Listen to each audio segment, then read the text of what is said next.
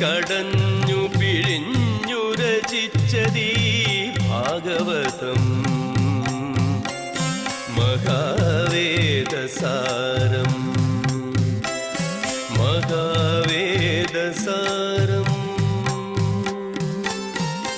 നാരായണ ജയ നാരായണ നാരായണ ജയ നാരായണ നാരായണ ജയ നാരായണ നാരായണ ജയ നാരായണ.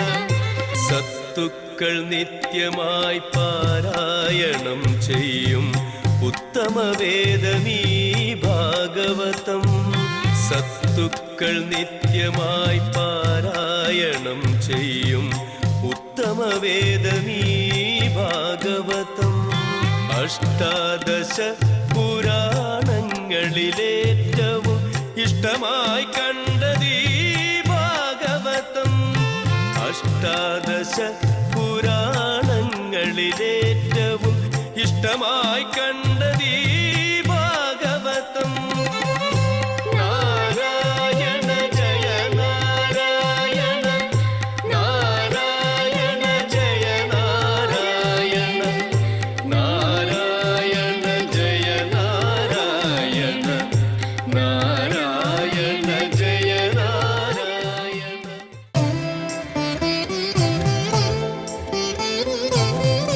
പലപ്പോഴും നമ്മുടെ ജീവിതത്തിൽ നാം കുട്ടിക്കാലം മുതലേ മനസ്സിലാക്കി വരുന്ന പല കാര്യങ്ങളും, നമ്മുടെ ജീവിതത്തിൽ നമ്മൾ വലുതെന്ന് കണക്കാക്കുന്ന പലതും,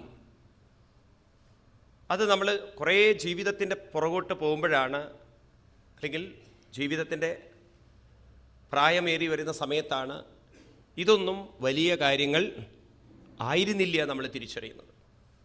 അപ്പം നമുക്ക് വലുതെന്ന് തോന്നുന്നത് പിന്നീട് ചെറുതായി മാറും. മനുഷ്യ മനസ്സിലൊക്കെ കുട്ടിക്കാലത്തുണ്ടാകുന്ന മോഹങ്ങളൊക്കെ ആ സമയത്ത് അവനെ സംബന്ധിച്ച് വലുത് തന്നെയാണ്. ഇപ്പോൾ ഒരു കുട്ടിയെ സംബന്ധിച്ച് ബലൂൺ എന്ന് പറയുന്ന സാധനം അവൻ്റെ അച്ഛനമ്മമാർക്ക് ചെറുതാണെങ്കിലും അവന് വലുത് തന്നെയാണ്. ഒരു ചെറിയ ചോക്ലേറ്റ് കുട്ടിയെ സംബന്ധിച്ച് വലുതാണെങ്കിലും അവൻ്റെ രക്ഷിതാക്കൾക്കൊരു പക്ഷേ ചെറുതായിരിക്കാം. പിന്നെ അങ്ങനെ തുടങ്ങി തുടങ്ങി തുടങ്ങി തുടങ്ങി നമ്മൾ ജീവിതത്തെ ഒന്ന് അവലോകനം ചെയ്താൽ നിങ്ങൾക്ക് കാണാം, നാം കുട്ടിക്കാലം മുതലേ വലുതെന്ന് കണക്കാക്കിയതെല്ലാം ചെറുതായിരുന്നു. പക്ഷെ നമുക്കത് തിരിച്ചറിവ് പലപ്പോഴും വരില്ല. ആ തിരിച്ചറിവിൽ നമ്മൾ ജീവിക്കില്ല. അപ്പോഴാണ് നമ്മുടെ ജീവിതത്തിൽ വിവാഹം കഴിഞ്ഞ് ഭാര്യ ഭർത്താക്കന്മാരായി ജീവിക്കുമ്പോൾ ഭാര്യ മനസ്സിലാക്കുന്ന വലിയ കാര്യങ്ങൾ ഒരുപക്ഷെ ഭർത്താവിനെ സംബന്ധിച്ച് ചെറിയ കാര്യവും. അപ്പം ഭാര്യ അത് പറയുന്ന സമയത്ത് ഭർത്താവ് പറയും, നീ എന്താ പറയണത്, നിനക്കത് വിഡ്ഢിത്തമാണോ നീ പറയണത്, ഭ്രാന്താണോ നിനക്ക്, വെറുതെ മനുഷ്യൻ്റെ സമയം കളയാൻ വേണ്ടിയിട്ട്. ഭർത്താവിനത് ഉൾക്കൊള്ളാൻ പറ്റില്ല. ഭർത്താവിനെ സംബന്ധിച്ച് വലിയ കാര്യം എന്ന് പറയുന്നത് ഓഫീസിലെ 100 കുന്തങ്ങളൊക്കെ ഭാര്യയ്ക്ക് ചെറിയ ചെറിയ കാര്യങ്ങളാണ്. അങ്ങനെയാണ് ജീവിതം. ഇവിടെയൊക്കെ നമ്മൾ തിരിച്ചറിയേണ്ടുന്നൊരു വസ്തുത, മനുഷ്യനെ സംബന്ധിച്ച് പലപ്പോഴും നമ്മൾ താഴാനും തളരാനും കാരണം നാം മനസ്സിലാക്കുന്ന വലുതെന്ന കാര്യം മറ്റുള്ളവരാരും ഉൾക്കൊള്ളാതെ വരുമ്പോൾ, നമ്മുടെ ദുഃഖം നമുക്ക് വലുതായിരിക്കാം, പക്ഷെ അത് മറ്റുള്ളവർ ഉൾക്കൊള്ളാത്ത സമയത്ത് നമ്മുടെ ബുദ്ധിമുട്ടുകൾ, നമ്മുടെ വിഷമങ്ങൾ, നമ്മുടെ പ്രയാസങ്ങൾ, നമ്മുടെ ഓരോ തരത്തിലുള്ള കാര്യങ്ങളൊക്കെ മറ്റുള്ളവർക്ക് അതൊക്കെ നിസ്സാരമായി തീരുമ്പോൾ നമുക്ക് ജീവിതത്തോട് തന്നെ മടുപ്പും വെറുപ്പും വരും. പലപ്പോഴും നമ്മുടെ ജീവിതത്തിൽ നിങ്ങൾക്ക് കാണാൻ സാധിക്കും, നിങ്ങളുടെ വിഷമങ്ങളൊന്നും മറ്റുള്ളവർക്ക് ഉൾക്കൊള്ളാൻ പറ്റിയില്ലെങ്കിൽ നിങ്ങൾക്ക് ആകെ വെറുപ്പ് വരും. ഇവിടെയാണ് നമ്മൾ കുട്ടിക്കാലത്തെ മനസ്സിലാക്കേണ്ട ഒരു സത്യം ഉണ്ടായിരുന്നു. എന്താണത്? മനസ്സിൻ്റെ സാധ്യതകളെക്കുറിച്ച്. ഇന്നിപ്പോൾ റിസോഴ്സിനെ കുറിച്ച് പഠിക്കുന്ന കാലമാണല്ലോ. നമ്മുടെ മനസ്സിന് എന്തെല്ലാം റിസോഴ്സ് ഉണ്ട്, സാധ്യതകളുണ്ട്. ഒരിക്കലൊരു പ്രൊഫസർ, MBA ക്ലാസ് എടുക്കുന്ന പ്രൊഫസർ, അദ്ദേഹം ക്ലാസ്സിൽ വന്ന് അദ്ദേഹം ഒരു 1000 നോട്ട് കാണിച്ചു. കുട്ടികളോട് ചോദിച്ചു, നിങ്ങൾക്ക് എത്ര പേർക്ക് ഈ നോട്ട് വേണമെന്നും. എത്ര പേർക്കോ? എല്ലാവർക്കും വേണം. എല്ലാവരും ചാടി എണീറ്റു, കൈപൊക്കി, എനിക്ക് വേണം, എനിക്ക് വേണം. ഉടനെ പ്രൊഫസർ പറഞ്ഞു, എന്തുകൊണ്ട് നിങ്ങൾക്ക് വേണം? സാർ, അത് 1000 നോട്ടാണ്, അതുകൊണ്ട് വേണമെന്ന്. ശരി, ഇരിക്കൂ. ഇദ്ദേഹം അതേ നോട്ട് ചുരുട്ടിക്കൂട്ടി ഒരു ഉണ്ട പോലെയാക്കിയിട്ട് താഴേക്കിട്ടു. ഇനി എത്ര പേർക്ക് വേണം? അപ്പോഴും എല്ലാവരും കൈപൊക്കി. ഇദ്ദേഹം കാലിനടിയിൽ വെച്ച് ഒന്ന് ചവിട്ടി. ഇനി എത്ര പേർക്ക് വേണം? അപ്പോഴും എല്ലാവരും കൈപൊക്കി. വീണ്ടും അദ്ദേഹം തൻ്റെ തുപ്പലാക്കിയതിൽ എന്നിട്ടും ഒന്ന് ഉരുട്ടി, എന്നിട്ടും താഴെ വെച്ചു. ഇനി എത്ര പേർക്ക് വേണം? അപ്പോഴും എല്ലാവർക്കും വേണം. അത്രയും മോശമാക്കിയിട്ടും അദ്ദേഹത്തിൻ്റെ കാലിലാണെങ്കിൽ എവിടെയോ നടന്നിട്ട് വൃത്തികേടൊക്കെ ഉണ്ട്. ആ വൃത്തികേടുകളൊക്കെ ആക്കിയിട്ടും കുട്ടികൾക്ക് ആ നോട്ട് വേണം. അപ്പോൾ ഇദ്ദേഹം ചോദിച്ചു, എന്തുകൊണ്ട് നിങ്ങൾക്ക് ഈ നോട്ട് വേണം? എന്തുകൊണ്ട് വേണം? എന്തെല്ലാം ചെയ്താലും അതിൻ്റെ വാല്യൂ നഷ്ടപ്പെടുന്നില്ല പറയാം. ഇതുപോലെ നമ്മൾ കുട്ടിക്കാലത്തെ നമ്മൾ മനസ്സിലാക്കിയിരുന്നു നമ്മുടെ മനസ്സിൻ്റെ റിസോഴ്സിനെ കുറിച്ചെങ്കിൽ, എന്തെല്ലാം തരത്തിൽ നമുക്ക് പ്രശ്നങ്ങളും ബുദ്ധിമുട്ടുകളും പ്രയാസങ്ങളും ഉണ്ടെങ്കിലും നമ്മുടെ മനസ്സിനെ ഉയർത്താനുള്ളൊരു ശക്തി നമ്മുടെ ഉള്ളിലുണ്ട് എന്ന് നമ്മൾ മനസ്സിലാക്കേണ്ടതായിരുന്നു. എല്ലാ പ്രശ്നങ്ങളിൽ നിന്നും മനസ്സിനെ ഉയർത്താനുള്ളൊരു കഴിവ് നമ്മുടെ ഓരോരുത്തരുടെയും ഉള്ളിൽ അന്തർലീനമായിട്ടുണ്ട് എന്ന് നമ്മൾ അറിയേണ്ടതായിരുന്നു. ആ സോഴ്സ് നമ്മൾ കണ്ടെത്തിയിരുന്നെങ്കിൽ, ഉയർത്താനുള്ള കഴിവ് നമ്മൾ കണ്ടെത്തിയിരുന്നെങ്കിൽ, ഏത് പ്രശ്നങ്ങൾക്കും നമുക്ക് പരിഹാരം എവിടെ തന്നെ കാണാമായിരുന്നു? നമ്മളിൽ തന്നെ കാണാമായിരുന്നു. അത് നമുക്ക് മനസ്സിലാക്കിയെടുക്കാനുണ്ടല്ലോ. സത്സംഗമല്ലാതെ വേറെ വഴിയില്ല. കാരണം നമ്മൾ പ്രാർത്ഥിച്ചു വരുന്നതൊക്കെ, അമ്പലത്തിൽ പോയി പ്രാർത്ഥിക്കുന്നതും പ്രയത്നിക്കുന്നതൊക്കെ നാം വലുതെന്ന് കരുതുന്ന കാര്യങ്ങൾക്ക് മാത്രം വേണ്ടിയിട്ടാണ്. സ്ത്രീകൾ അമ്പലത്തിൽ പോകുന്നു, വ്രതങ്ങൾ നോൽക്കുന്നു. എന്തിനു വേണ്ടിയിട്ട്? ഒരു ഭർത്താവിനെയും 2 കുട്ടികളെയും കിട്ടാൻ. എന്നൊരു 10,000 ഭർത്താവിനെ പ്രതീക്ഷിക്കുക. എന്താ സ്വാമി പറയണത്? അതുപോലെ തന്നെ കുറേ അധികം കുട്ടികളെ വേണ്ട, ഞങ്ങൾക്ക് ഞാൻ എൻ്റെ കെട്ടിയോളും ഓളെ 2 കുട്ടികളും 2 എണ്ണം മതി. ഇങ്ങനെ ഒരു കാര്യത്തിലാണ് നമ്മൾ മനസ്സ് വെച്ച് വരുന്നത്. അപ്പോൾ ഇതിൽ തന്നെ മനസ്സ് വെച്ച് വരുമ്പോൾ നാം ആ ചെറുത് ചിന്തിച്ച് വലിയ ഒരു കാര്യത്തിലേക്ക് നമ്മുടെ മനസ്സിനെ ഉയർത്താനുള്ളൊരു കഴിവുണ്ട് എന്ന് പോലും നമുക്കാർക്കും അറിയുന്നില്ല. എപ്രകാരമാണോ ശ്രീരാമനെ വിട്ട് ശ്രീരാമനേക്കാളും വലുതെന്ന് കരുതുന്ന ഒരു മാനിലേക്ക് സീത മനസ്സിനെ കൊണ്ടുപോയപ്പോൾ ആ സീതയ്ക്ക് പിന്നീട് മനസ്സിലായി ഇതൊരു ദുഃഖത്തിലേക്കും ദുരന്തത്തിലേക്കുള്ള യാത്രയായിരുന്നു. എന്നിട്ടും സീതയ്ക്ക് മനസ്സിലായില്ലേ രാമനൊന്നും സംഭവിക്കില്ല എന്നുള്ളത്. അവിടെ നിന്ന് രാമനിലേക്ക് മനസ്സ് ഉയർത്താൻ സീതയ്ക്ക് സാധിച്ചില്ല. അതുപോലെ സതീദേവിക്ക് ദക്ഷനാണ് വലുതെന്ന് തോന്നിയപ്പോൾ അത് ശിവനെ സംബന്ധിച്ച് വലുതായിരുന്നില്ല. ആ ശിവൻ പറഞ്ഞ തലത്തിലേക്ക് മനസ്സിനെ ഉയർത്താൻ സതിക്ക് സാധിച്ചില്ല. സ്വന്തം ജീവിതം നശിപ്പിക്കേണ്ടി വന്നു. ഇങ്ങനെ നമ്മൾ ഓരോ ക്യാരക്ടേഴ്സ് എടുത്ത് നോക്കിക്കഴിഞ്ഞാലും അവർ വലുതെന്ന് ചിന്തിച്ച കാര്യം, വലുതെന്ന് പറഞ്ഞ കാര്യം, അത് ചെറുതെന്ന് മനസ്സിലാക്കുമ്പോഴേക്കും അവരുടെ ജീവിതം കഴിഞ്ഞു പോയിട്ടുണ്ടാവും. ഇവിടെയാണ് നമുക്ക് മാറ്റം വരുത്തേണ്ടത്. ആദ്യം തന്നെ ഭാഗവതം നമ്മൾ ഓർമ്മിപ്പിക്കുന്ന കാര്യം, നിങ്ങളുടെ മനസ്സിന് ചെറുതിനെയും ഗ്രഹിക്കാനുള്ള കഴിവുണ്ട്, വലുതിലേക്ക് ഉയരാനുള്ളൊരു കഴിവുണ്ട്. അത്രയും റിസോഴ്സ്ഫുള്ളാണ് നമ്മുടെ ഓരോരുത്തരുടെയും മനസ്സ്. കാട്ടുകള്ളനായി നടന്ന ഒരു രത്നാകരൻ്റെ മനസ്സിനെ ഉള്ളിൽ നിറഞ്ഞിരിക്കുന്ന ഒരു ഈശ്വര സത്തയിലേക്ക് ഉയർത്താൻ കഴിവുണ്ടെന്ന് ബോധിപ്പിച്ചൊരു മഹർഷിമാരുടെ സംസ്കാരമാണ് ഭാരതീയ സംസ്കാരം. ഒരിക്കൽ ശ്രീബുദ്ധൻ അദ്ദേഹം തൻ്റെ പ്രചരണങ്ങൾ ചെയ്തുകൊണ്ടിരിക്കുന്നതിൻ്റെ ഇടയിൽ ബീഹാറിലൂടെ കടന്നുപോയിരുന്നു. ബീഹാറിൽ അന്നത്തെ ഏറ്റവും വലിയൊരു കൊള്ളക്കാരനായിരുന്നു, കൊടും ക്രൂരരായ കൊള്ളക്കാരനായിരുന്നു അങ്കുലിമാല. കേട്ടിട്ടുണ്ടാവും നിങ്ങൾ. ഈവൻ കുട്ടികൾക്ക് പോലും പഠിക്കാനുണ്ടത്. 8th or 9th അവരുടെ ഹിന്ദി ടെക്സ്റ്റിൽ അത് വരുന്നുണ്ട് ആ കഥ. ബീഹാറിലെ ഏറ്റവും വലിയ കൊള്ളക്കാരനായി.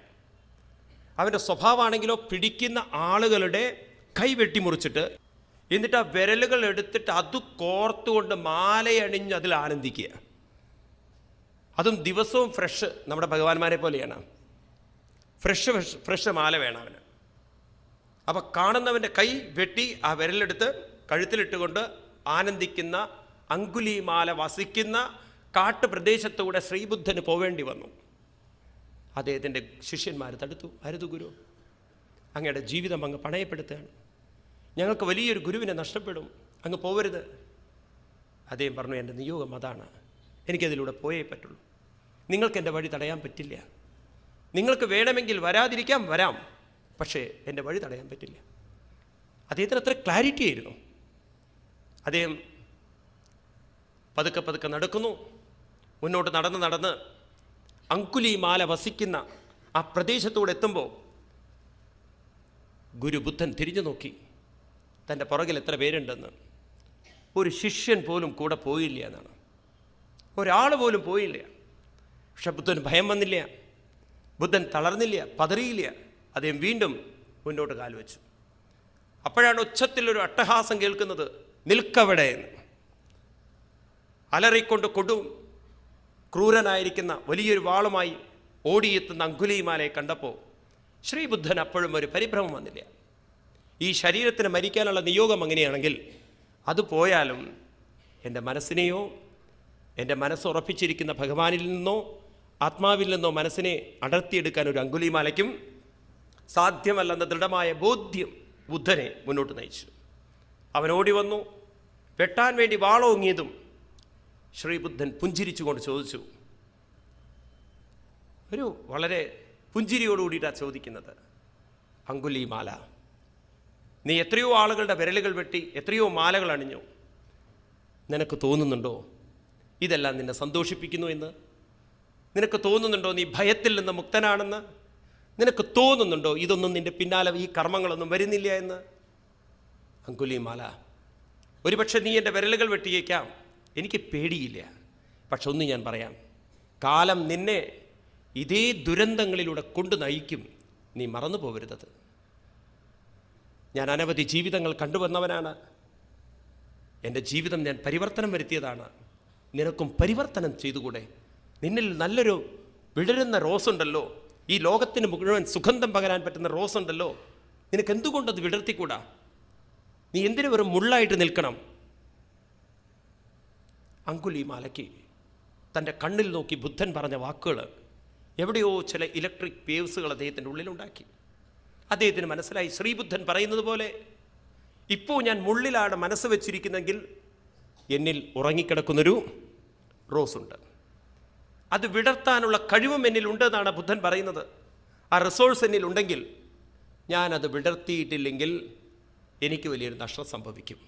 ഒരുപക്ഷെ ഈ ഗുരുവിനെ പ്രയോജനപ്പെടുത്തിക്കൊണ്ട് ഞാൻ എന്നിൽ ഉറങ്ങിക്കിടക്കുന്ന റോസിനെ വിടർത്തണം. ആ പാദത്തിൽ വീണ് നമസ്കരിച്ചു. എന്നെ ശിഷ്യനായി സ്വീകരിക്കണം. യോഗ്യതയില്ല, എന്നാലും ശിഷ്യനായി സ്വീകരിക്കണം.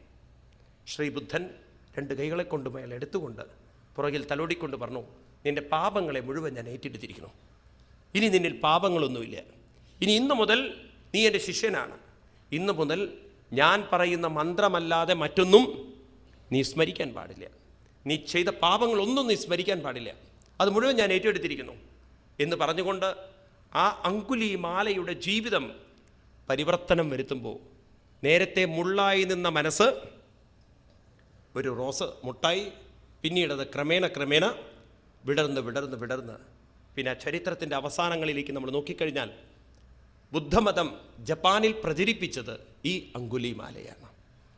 എത്രയോ ആളുകളിലേക്ക് ബുദ്ധമതത്തെ എത്തിക്കാൻ അദ്ദേഹത്തിന് സാധിച്ചിട്ടുണ്ട്. അതുപോലെ നമ്മളിലൊക്കെ ഒരു മുള്ളാവാനും സാധിക്കും, മനസ്സിന് ഒരു റോസാവാനും നമുക്ക് സാധിക്കും. അതിനുള്ള കഴിവ് നമ്മുടെ മനസ്സിനുണ്ടെന്ന് ഭാഗവതം നമുക്ക് വ്യക്തമാക്കി കാണിച്ചു തരുന്നു. ഇനി നമ്മളെന്ത് വേണം? മുള്ളിൽ നിന്നും ശ്രദ്ധ ഏതിലേക്ക് കൊണ്ടുവരണം? റോസിലേക്ക് കൊണ്ടുവരണം. ആ ഒരു പ്രക്രിയ നമ്മൾ ചെയ്തേ പറ്റുള്ളൂ. ഗുരുക്കന്മാർക്ക് പറഞ്ഞു തരാനേ പറ്റുള്ളൂ.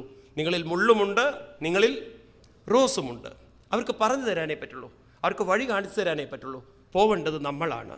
നമ്മുടെ വഴിയെ നമ്മൾ മുടക്കിയാൽ നമുക്കെന്നും ഒരു മുള്ളായി, നാം വലുതെന്ന് കരുതുന്നതെല്ലാം ചെറുതായി, പിന്നീട് മരണത്തിൻ്റെ അടുത്തെത്തുമ്പോഴാണ് നമുക്ക് മനസ്സിലാവുക ഞാൻ വലുതെന്ന് കരുതിയതെല്ലാം ചെറുതായിരുന്നു. ഒരു കുറ്റബോധം കൊണ്ട്, ഒരു നഷ്ടബോധം കൊണ്ട്, എല്ലാം നഷ്ടപ്പെടുത്തിക്കൊണ്ട്, വേദനിച്ചുകൊണ്ട് നമുക്ക് മരിക്കാം. അതുകൊണ്ട് ഭാഗവതം പറയുന്നു, നിങ്ങൾ പ്രാർത്ഥിക്കുമ്പോഴും നിങ്ങൾ നേടുമ്പോഴും എന്ത് നേടുമ്പോഴും ചെറുതാണ് നേടുന്നതെങ്കിലും ഉള്ളിൻ്റെ ഉള്ളിൽ വയ്ക്കൂ, ഇതെല്ലാം വലുതല്ല, ഇതെല്ലാം ചെറുതാണ്. മാത്രാ സ്പർശാസ്തു കൗന്ദേയ ശീതോഷ്ണസുഖ ദുഃഖദാം ആഗമാപായിനോ നിത്യ താം തിദിക്ഷസ്സ ഭാരതാം.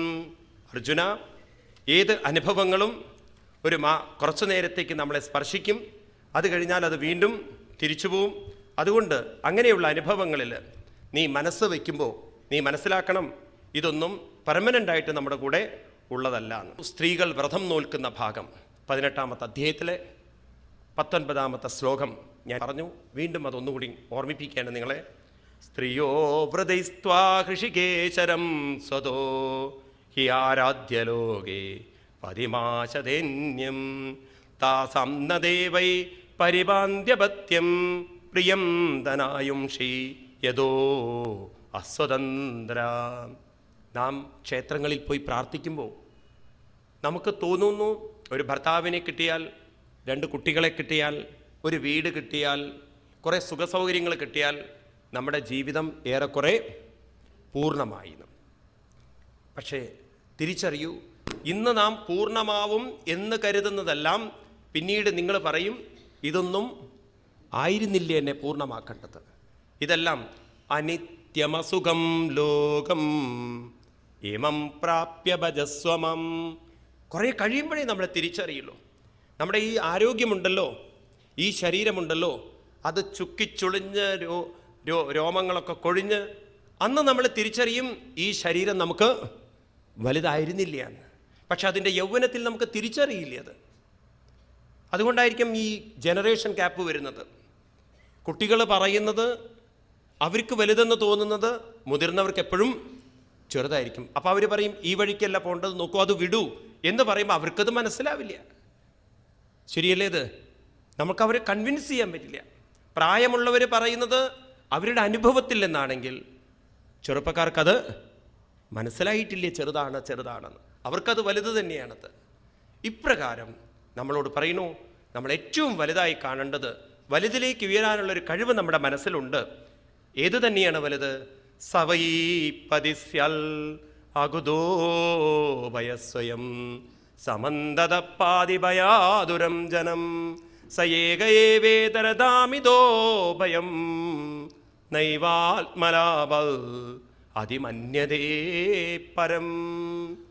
നിങ്ങൾ ഏതെല്ലാം വലുതായി കാണുമ്പോഴും തിരിച്ചറിയൂ, നിങ്ങളുടെ മനസ്സാണ് ഏതിനെയും വലുതാക്കുന്നതും ഏതിനെയും ചെറുതാക്കുന്നതും. മനസ്സിനെ ചെറുതാക്കാനും വലുതാക്കാനും സാധിക്കും. നാം അണിഞ്ഞിരിക്കുന്ന സ്വർണ്ണാഭരണങ്ങൾ, ഇവിടെ അണിഞ്ഞിരിക്കുന്ന സ്വർണ്ണാഭരണങ്ങൾ ഒരുപക്ഷെ നിങ്ങൾ അമേരിക്കയിലേക്കാണ് പോകുന്നതെങ്കിൽ അവരെ സംബന്ധിച്ച് അതൊരു വലിയ വസ്തുവല്ല. അവർ പ്ലാറ്റിനമാണ് കൂടുതൽ ഉപയോഗിക്കുന്നത്. നിങ്ങളെ സംബന്ധിച്ചത് വലുതായിരിക്കാം, പക്ഷെ അവരെ സംബന്ധിച്ചത് ഒരു ചെറിയ വസ്തുവാണ്. അവരതിന് പ്രാധാന്യം കൊടുത്തിട്ടില്ല. എന്നാൽ ഇവിടേക്ക് വരുമ്പോഴോ ഇവിടെ ഇപ്പോൾ രണ്ടും വലുതായിരിക്കുക. പണ്ട് അതിനത്ര പ്രാധാന്യം കൊടുത്തിരുന്നില്ല. ഇതുപോലെ ഒരു കാലഘട്ടത്തിൽ നമുക്ക് ഓരോന്ന് കാണാൻ സാധിക്കും. ഓടിട്ട വീട്, അതുപോലെ പഴയ വീടുകൾ, അതൊരു വലുതായിരുന്നു പഴയ കാലത്ത്. പിന്നീട് നമുക്ക് തോന്നി ഇതൊന്നുമല്ല വലുത്, ടെറസുകളാണ് വലുതെന്ന്. ഇപ്പം ഏതാ വലുതായി തോന്നുന്നത്? ഇപ്പം അതന്നെ എത്ര സൗകര്യമായിരുന്നു. എരിഞ്ഞും പൊരിഞ്ഞും ജീവിക്കേണ്ട ആവശ്യം ഉണ്ടായിരുന്നില്ലല്ലോ. ഇന്നിപ്പോൾ പുറത്തും അകത്തും ഈ നരകത്തിൻ്റെ വർണ്ണന വരുമ്പോൾ നമുക്ക് മനസ്സിലാവും, ഒരു നരകം അതാണ്. ചട്ടിയിലിട്ട് വറക്കുക എന്നൊക്കെ ഉണ്ടല്ലോ, ഏറെക്കുറെ വീട്ടിൽ തന്നെയാണത്. പുഴുങ്ങ എന്നല്ലേ പറയുന്നത്, ആകെ പുഴുക്കാണ്. അതുകൊണ്ട് നമ്മളിൽ തന്നെയുണ്ട് മനസ്സിന് വലുതായി കാണാനും ചെറുതായി കാണാനും സാധിക്കുന്നത്. അതിനൊക്കെ ഉള്ള സാധ്യതയും ശക്തിയും മനസ്സിന് കൊടുക്കുന്നത് അതിലും വലിയൊരു ശക്തി മനസ്സിന് പിന്നിലുള്ളത് കൊണ്ടാണ്. അതാരാണ്? അതാണ് മനസ്സിനെ ഉണർത്തുന്ന, മനസ്സിനെ ഉണർത്തി പ്രവർത്തിക്കുന്ന, മനസ്സിനെ ഉറക്കത്തിലും നശിക്കാതെ നിലനിർത്തുന്ന, ഉള്ളിൽ നിറഞ്ഞിരിക്കുന്ന ചൈതന്യം. ന ഏവ ആത്മലാഭാത് അതിമന്യതേ. ഇതിനേക്കാളും വലിയൊരു ലാഭം വേറെയില്ല. ഭഗവാനേക്കാളും വലുതൊന്നും ലോകത്തിലില്ല. ഭഗവാനേക്കാളും വലുതൊന്നും ഉണ്ടെന്ന് കണ്ടെത്താൻ ഒരാൾക്കും ഇന്നേ വരെ സാധിച്ചിട്ടില്ല. അതല്ലേ നമ്മുടെ ഋഷീശ്വരന്മാർക്ക് പറയാനുള്ളത്? ഭഗവാനേക്കാൾ വലുത് എന്തുണ്ട്? സച്ചിദാനന്ദരൂപായ വിശ്വോൽപത്യാദിഹേതവേ താപത്രയ വിനാശായ ശ്രീകൃഷ്ണായ വയം നമ. അതിനെ